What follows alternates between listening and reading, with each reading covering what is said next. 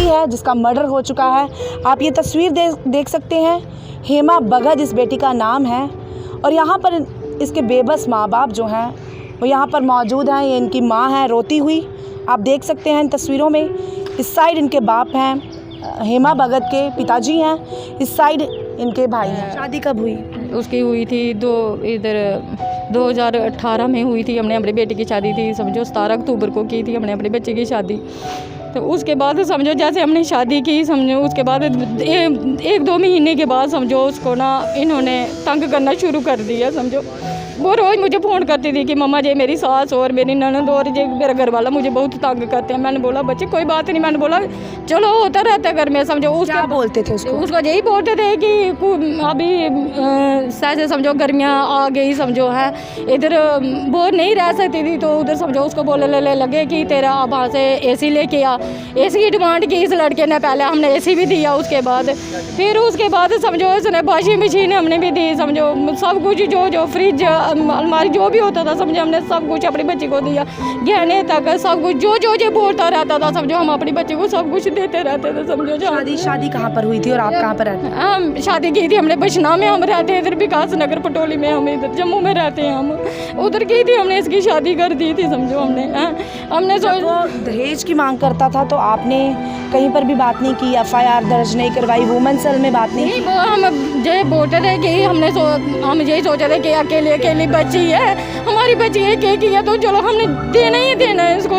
उसके बाद जैसे उसके पापा को मैं बोलती थी, इसके पापा बोलते थे कोई बात नहीं टेंशन मत लिया कर तू, हम सब कुछ उसको देंगे, अपने बच्चे को देंगे। समझो हमने सब कुछ दिया उसको, किस चीज़ की हमने तंगी नहीं। समझो उसके बाद भी उसने इतना कोशिश करने के बावजूद भी समझो उसको उसने नहीं छोड़ा। समझो उन्होंने सबके वो मिले हुए थे। समझो बेटी बचाओ बेटी पढ़ाओ के कई नारे दिए जाते हैं, लेकिन यहाँ पर बेटियाँ बच नहीं रही हैं।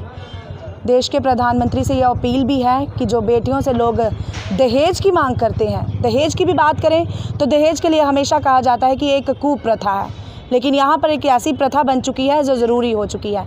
जब बेटी की शादी का नाम आता है तो जो बाप है वो कहीं ना कहीं डर जाता है, कांप जाता है कि अब शादी किस तरह से करनी है, क्या कुछ करना है।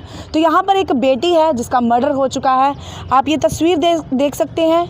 हेमा भगत इस बेटी का नाम है और यहाँ पर इसके बेबस माँ बाप जो हैं वो यहाँ पर मौजूद हैं। ये इनकी माँ है रोती हुई, आप देख सकते हैं इन तस्वीरों में। इस साइड इनके बाप हैं, हेमा भगत के पिताजी हैं, इस साइड इनके भाई हैं। तो आप देखें कि मर्डर हो चुका है इनकी बेटी का। अब ये मीडिया के माध्यम से सरकारों तक, एडमिनिस्ट्रेशन तक अपनी बात को पहुंचाना चाहते हैं कि इनको इंसाफ मिले। चलिए माताजी से बातचीत कर लेते हैं कि माताजी क्या कुछ कहती हैं, पूरा वाक़यात क्या था, सब कुछ जानते हैं। जी मैम, पूरा वाक़यात क्या था वो बताएं।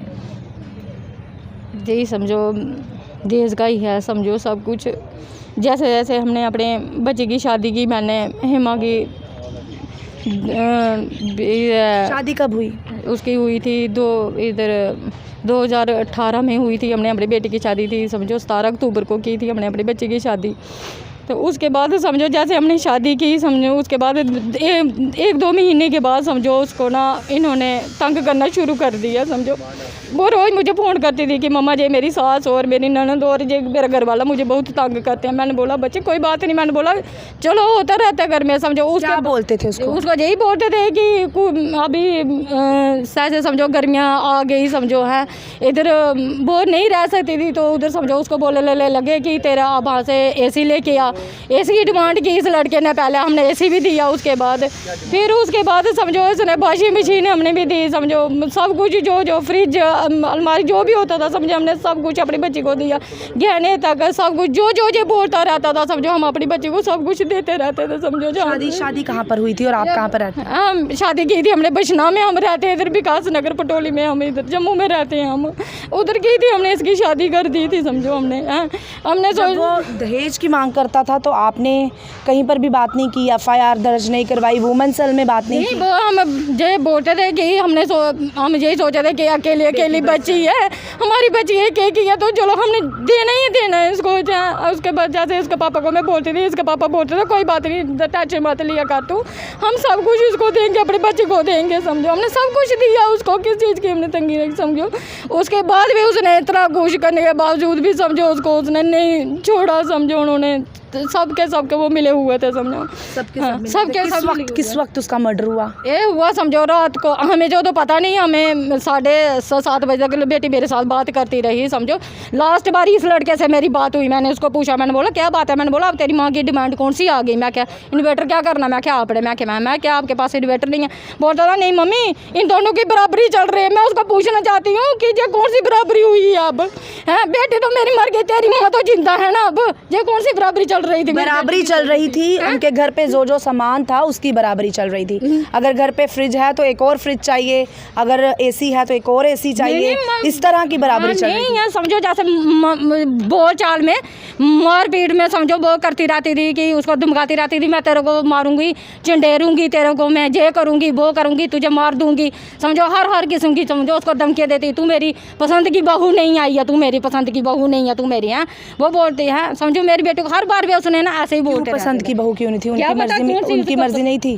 किसकी? उनकी सासू माँ की। चलो उसकी मर्जी ना, उसकी तो थी ना, उसके घर वाले की तो थी ना, उसकी बेटी की तो मर्जी थी ना, उसने खुद पसंद की है मेरी बेटी को खुद को लेकर, तब से ही वो उनके खिलाफ थी। हाँ समझो। वो फिर उसको तंग करना शुरू कर दिया उन्होंने कि जब मेरी पसंद की बेटी ने बहू नहीं लाई है। क्या लगता, किसने मर्डर किया है, क्या लगता है? ये सब मिले हैं, ये सब मिले हैं, क्या बाप, क्या समझो बहन, क्या उसकी माँ, क्या ये खुद, ये चारों के चारों मिले हुए हैं। और इतना है कि उसके जो ताए चाचे हैं उनको भी पूछताछ एक बार होनी चाहिए कि आप उस टाइम कहाँ थे। मेरी लड़की की इन्होंने लाश गाड़ी में बिठा के उधर कैसे ली, हॉस्पिटल में लेकर गए थे क्या? मैं नहीं थी, मुझे एक बार फ़ोन करते मैं उधर चली जाती, समझो। जैसे हम हॉस्पिटल में गए तो उधर कोई था ही नहीं, इनका कोई बच्चा भी नहीं था, समझो। मेरा जीजा और वो था एक लड़का, मेरी बहन का लड़का था, कन्नू था, समझो। दोनों थे, बाकी सब के सब आ गए थे। मर्डर होने से पहले उसकी आपके साथ पूरी बातचीत हुई, पूरी अच्छे से बात की? हाँ, साढ़े कोई मेरी बच्ची बीमार नहीं, कुछ नहीं, लेन नहीं, देन नहीं, ये कौन सी बात होगी? बोला 2 घंटे के अंदर क्या हो गया मेरी बच्ची को, ये मुझे बोले। मैं यही सुनना चाहती हूँ कि हुआ क्या है मेरी बच्ची के साथ, बस कि किया गया है, क्या हुआ है मेरी बच्ची के साथ। जैसे हम उधर हॉस्पिटल में पहुंचे, जैसे क्या बात हो गई मेरी बच्ची के साथ 2 घंटे के बाद, समझो। हैं ये कौन सा बलन साहब है? जब समझो जैसे बोलते हैं, मोदी जी बोलते हैं कि बच्चा बचाओ, बच्चा बचाओ, बच्चों कौन सा हमने बच्चा बचाना, समझो। बच्चियों को हमारे तो मार रहे हैं, जैसे समझो मोदी साहब ऐसे बोलते हैं, समझो। कैसे बचाएंगे हम अपने बच्चे को, समझो।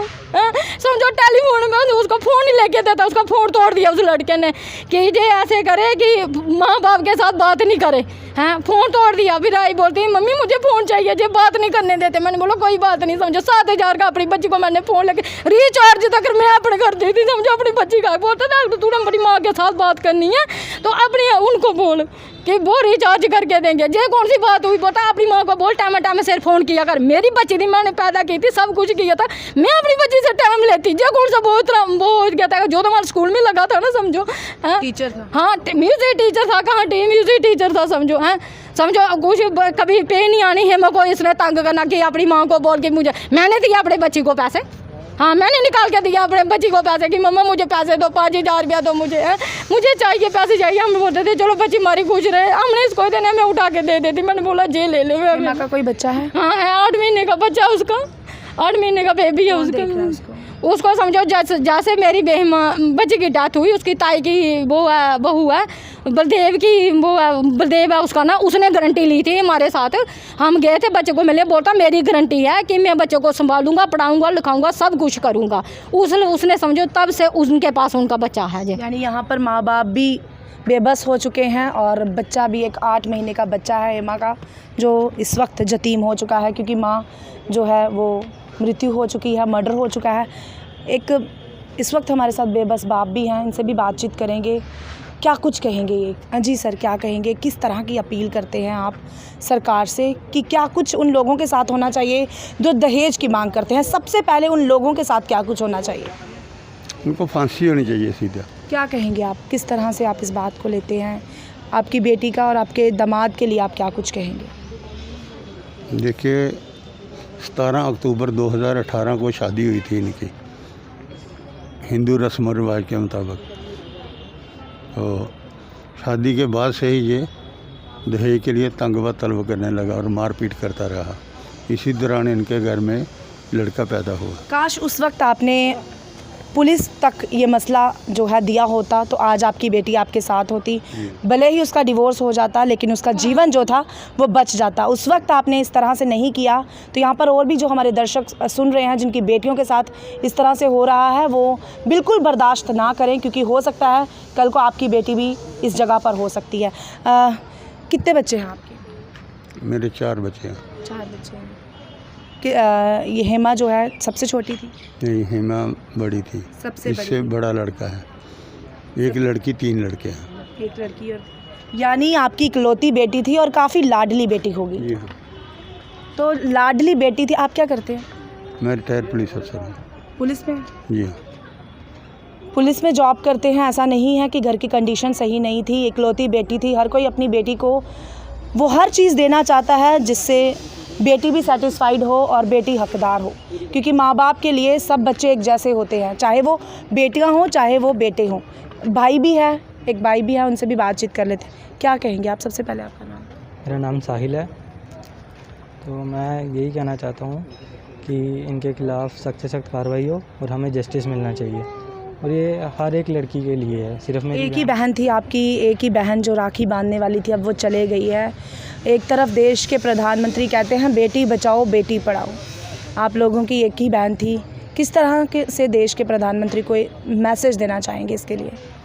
हम उन्हें यही कहना चाहते हैं कि ऐसे क्रिमिनल के ख़िलाफ़ सख्त से सख्त कार्रवाई होनी चाहिए, तो उन्हें कड़ी से कड़ी सज़ा मिलनी चाहिए, जिससे बाकी लोगों को भी ये पता चले कि ऐसा करना बहुत ज़्यादा गलत है। बहुत बहुत धन्यवाद।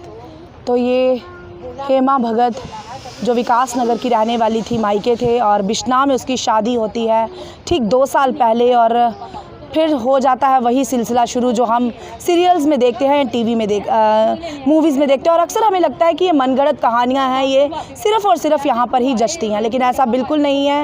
मैं आपको बता दूं कि रियल लाइफ में कुछ बेटियाँ हैं जिनके साथ ऐसा हो रहा है, लेकिन हम चुपचाप बैठे रहते हैं। ऐसा नहीं होना चाहिए। सरकार को भी उन लोगों के खिलाफ़ जो दहेज मांगते हैं उनके खिलाफ़ सख्त से सख्त कार्रवाई की जानी चाहिए। हम अपने चैनल के माध्यम से भी ये अपील करते हैं कि जिस तरह से एक रेपिस्ट के साथ जो है बिहेव किया जाता है या रेपिस्ट के साथ बातचीत की जाती है, उसी तरह से एक दहेज मांगने वाले इंसान के साथ भी उस तरह का बिहेव किया जाना चाहिए, ताकि उसे सख्त से सख्त कार्रवाई मिले और आने वाली बेटियों के साथ इस तरह से ना हो। आप ऐसे ही अपडेट के लिए जुड़े रहे स्पिरिट न्यूज़ के साथ। वंदना हंस, स्पिरिट न्यूज़ जम्मू। नमस्कार।